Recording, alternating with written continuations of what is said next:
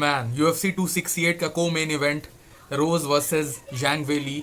और UFC के लिए जैंग वेली कितना ज़्यादा इंपॉर्टेंट है, हमको ऐसा लगता है कि डेना वाइट चाह रहा होगा कि जैंग वेली ये वाली फाइट जीत जाए, लेकिन क्योंकि हमको ऐसा लगता है कि मार्केटिंग वाइज रोज उतनी ज़्यादा अच्छी नहीं है और UFC नहीं चाहता होगा। लेकिन अगर फाइट की बात की जाए, पहला बात की UFC 268 का कार्ड इतना अच्छा है, जो मेन इवेंट है वो भी आपको दूसरी फाइट है उस्मान वर्सेस कोबी, और उसके बाद से ये वाली फाइट भी दूसरे बार हो रही है। लेकिन उसमें और इसमें ये अंतर है कि वो वाली फाइट में उसके बाद से उस्मान 3 फाइट कर चुका है, कोबी एक बार टायरन वुडली के साथ फाइट थी। लेकिन इन दोनों की जो जैंग वेली और रोज की फाइट है, पिछली वाली फाइट भी यही थी, अप्रैल में हुई थी, और उसके बाद से एक भी फाइट इन दोनों ने नहीं की है। और उसके बाद से तो ये देखना होगा, क्योंकि रोज उस समय जैंग वेली से ज्यादा अच्छी थी, तभी वो जीती थी, ठीक है। और पहला ही आप कह सकते हैं कि स्ट्राइक बहुत ज्यादा एग्रेसिव किक मारा था और मतलब नॉकडाउन कर दिया था। तो मतलब हमको ऐसा लगता है कि जैंग वेली का मतलब उसके बाद से उसने एक बार भी ऑक्टागन में एक बार भी फाइट नहीं की है, तो मतलब जो डीमंस हैं उसके दिमाग में वो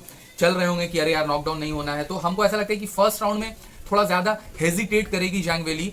लेकिन अगर बात की जाए कि ये वाली फाइट के लिए मतलब फेवरेट कौन है, जीतने की प्रोबेबिलिटी किसकी ज्यादा है, तो चैंपियन की ज्यादा है। अगर आप देखिए उसका मूवमेंट और मतलब चैंपियन है, और आप उसका ग्राउंड गेम भी अच्छा है, स्ट्राइकिंग में आई थिंक मतलब वुमेन MMA में रोज is the best striker.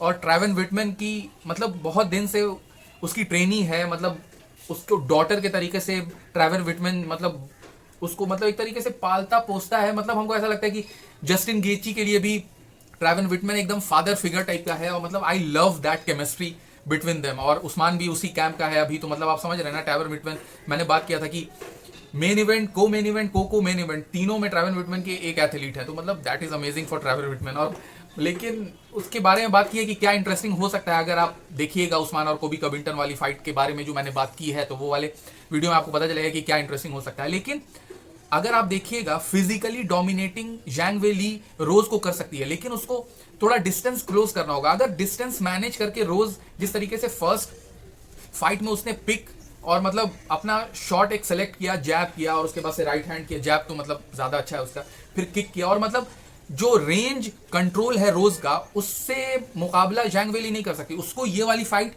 Physical बनानी होगी। हमको ऐसा लगता है कि स्ट्रेंथ वाइज जैंग वेली और एथलीट वाइज जैंग वेली ज्यादा स्ट्रांग है।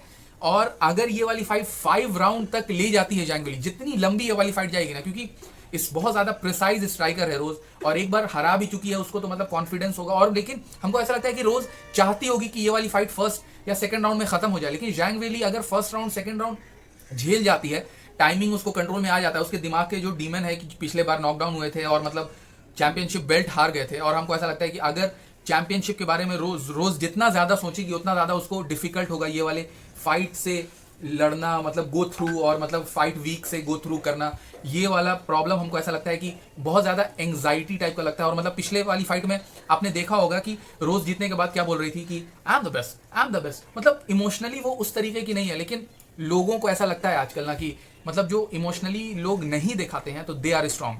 मतलब लेकिन सब पर्सनालिटी की बात है।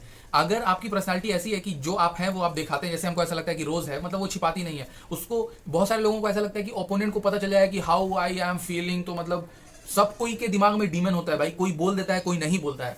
और हमको ऐसा लगता है कि फेवरेट के मामले में अगर डिस्टेंस मैनेज किया फर्स्ट राउंड सेकंड राउंड, तो फिर से नॉकडाउन कर सकती है, मतलब स्ट्राइकिंग के मामले में। और मतलब अगर ग्राउंड पे नहीं ले जाएगी, क्योंकि फर्स्ट सेकंड थर्ड राउंड रोज के पास उतना ज्यादा स्ट्रेंथ रहेगा, और जिजिसु आप जानते ही हैं कि बहुत ज्यादा अच्छा है इन कंपैरिजन टू जैंग वेली।